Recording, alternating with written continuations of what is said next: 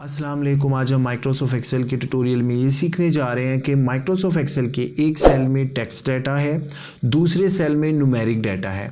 अब एक तीसरे सेल में इस टेक्स्ट और न्यूमेरिक डाटा को हम किस तरह से इकट्ठा कर सकते हैं और इकट्ठा करने के बाद इसको प्रॉपर फॉर्मेट किस तरह से हमने देना है, और अगर हमें इन फ्यूचर अब इस तीसरे सेल पे कैलकुलेशन करनी है, फार्मूलास लगाने हैं, तो उसका क्या तरीका होगा ये सीखेंगे आज की क्लास में। तो आइए आज की क्लास स्टार्ट करते हैं। माइक्रोसॉफ्ट एक्सेल में स्टूडेंट नेम का एक कॉलम है जिसमें डिफरेंट स्टूडेंट के नेम है जो कि एक टेक्स्ट डाटा है, और ये दूसरा कॉलम फी का कॉलम है जिसमें डिफरेंट न्यूमेरिक डाटा मौजूद है। अब एक इस तीसरे कॉलम में मैं इस टेक्स्ट और न्यूमेरिक डाटा को इकट्ठा करूंगा। इसके लिए मुझे क्या करना पड़ेगा, इक्वल का साइन लगाना है। इक्वल का साइन लगाने के बाद ये जो आसिफ वाला सेल है इस पर क्लिक करूंगा, इस सेल का एड्रेस आ जाएगा।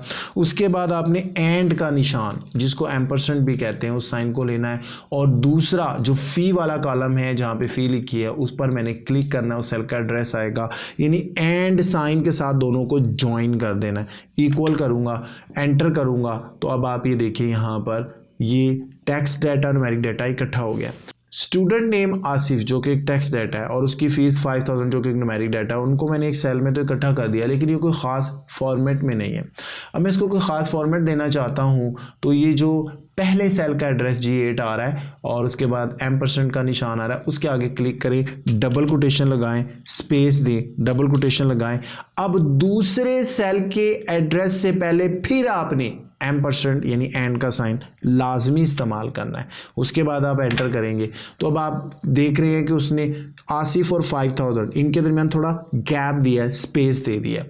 अच्छा, अगर मैं चाहूँ खाली स्पेस नहीं दे सकता, अगर कोई डैश लगाना चाहूँ, ये देखें एक डैश मैंने दे दिया, लेकिन अगर इसको थोड़ा और प्रॉपर फॉर्मेट दें तो मैं चाहता हूँ, चूँकि ये फीस है तो यहाँ पर हम ये करते हैं, इसको डिलीट करके थोड़ा सा गैप देते हैं, स्पेस ज़्यादा देंगे, रुपीस लिख देते हैं और फिर इक्वल करेंगे। अब देखें आसिफ और उसकी फीस ₹5000। अब कुछ ये बेहतर फॉर्मेट में आया। 5000 आ रहा है ना, इसका जो प्रॉपर फॉर्मेट होता है कि 5 लिख के कोमा फिर 3 जीरो आते हैं। ये 10,000 लिखा हो तो 10 के बाद कोमा और फिर 3 जीरो आते हैं। अगर वो प्रॉपर फॉर्मेट देना है तो अब आपने जो दूसरा एम्परसेंट का साइन है इसके बाद आपने टेक्स्ट का फार्मूला इस्तेमाल करना है, ब्रैकेट स्टार्ट करनी है, दूसरे सेल का एड्रेस आएगा, उसके बाद कोमा लगाना है, डबल कोटेशन में number sign comma double number sign 0 और डबल कोटेशन बाद ब्रैकेट बाद एंटर कर देना। आप देखें 5000 एक प्रॉपर फॉर्मेट में आ गया, और उसके बाद फ्लैश फिल का इस्तेमाल करते हुए बाकी को भी आप इस तरीके से सेट कर सकते हैं। तो ये तो था एक प्रॉपर फॉर्मेटिंग देना टेक्स्ट और न्यूमेरिक डाटा को इकट्ठा करने के बाद। लेकिन बड़ी इंपॉर्टेंट बात मैं आपको ये बताने लगा हूँ, इन फ्यूचर अगर इस वाले कॉलम पर आपको कोई फार्मूला इस्तेमाल करना पड़ गया तो याद रखिएगा ये वाले कॉलम में जितना डाटा आ रहा है, ये जो कंबाइंड डाटा का सारा कॉलम है, इसमें जितनी वैल्यूज़ है माइक्रोसॉफ्ट एक्सेल इसको एज ए टेक्स्ट ले रहा है।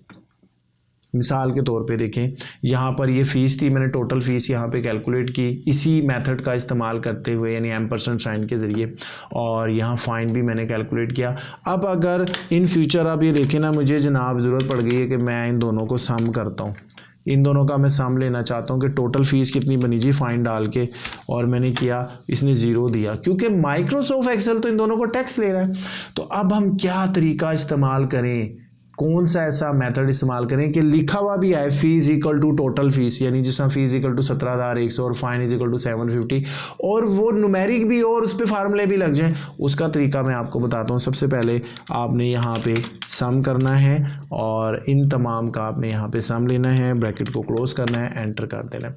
अब यहाँ पे वैल्यू आ गई, इसको प्रॉपर फॉर्मेटिंग देनी है। उसी तरह फॉर्मेट सेल में जाने के बाद ये इसकी प्रॉपर फॉर्मेटिंग है, और उसके बाद आपने, चूँकि ये क्या थी, आपकी फ़ी थी, फ़ी को आपने डबल कोटेशन में लिखना है, बंद कर देनी डबल कोटेशन, और उसके बाद आपने यहाँ पर एंटर कर देना है। तो अब आप यहाँ पर देखें फ़ी भी लिखा हुआ है और बाकायदा 17,100 भी। सेम यही मेथड यहाँ यूज़ करना है, इक्वल साइन और सम का फार्मूला लगाना है, ब्रैकेट स्टार्ट करें, यहाँ से इन सबको सम करना है, ब्रैकेट क्लोज करें, ये सबका सम आ गया। इसकी प्रॉपर फॉर्मेटिंग देने के लिए फॉर्मेट सेल में जाएं और कस्टम में आने के बाद ये प्रॉपर फॉर्मेटिंग है इसकी, ताकि कोमा आ जाए, बिल्कुल इसके शुरू में आए डबल कोटेशन के साथ। अब ये आपका फाइन था, इक्वल डबल कोटेशन और एंटर कर दें तो अब आप देखिए फाइन के साथ आगे। अब अगर मैं इनका सम करूँगा तो क्या ये सम करेगा?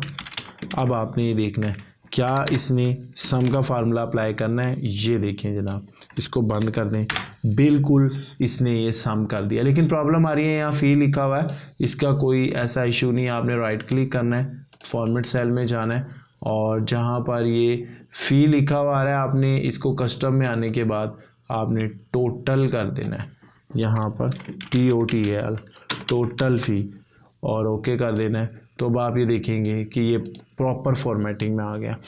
इस तरह से आप टेक्स्ट डाटा और न्यूमेरिक डाटा को एक सेल में इकट्ठा कर सकते हैं, उसको प्रॉपर फॉर्मेटिंग दे सकते हैं। लेकिन अगर इन फ्यूचर आपको उस पर कोई फार्मूला अप्लाई करना पड़ा तो माइक्रोसॉफ्ट एक्सेल आपकी हेल्प नहीं करेगा। आपको खुद एक दूसरा मेथड यूज़ करना है जो मैंने आपको बताया। उम्मीद करता हूँ आज का ट्यूटोरियल बड़ा यूज़फुल रहा होगा आपके लिए। इसी तरह के माइक्रोसॉफ्ट एक्सेल से रिलेटेड प्रोफेशनल ट्यूटोरियल देखने के लिए हमारे अब्दुल्ला ग्राफिक चैनल को सब्सक्राइब कीजिएगा, वीडियो को लाइक शेयर कीजिएगा। अपना बहुत ख्याल रखिएगा। अस्सलाम वालेकुम।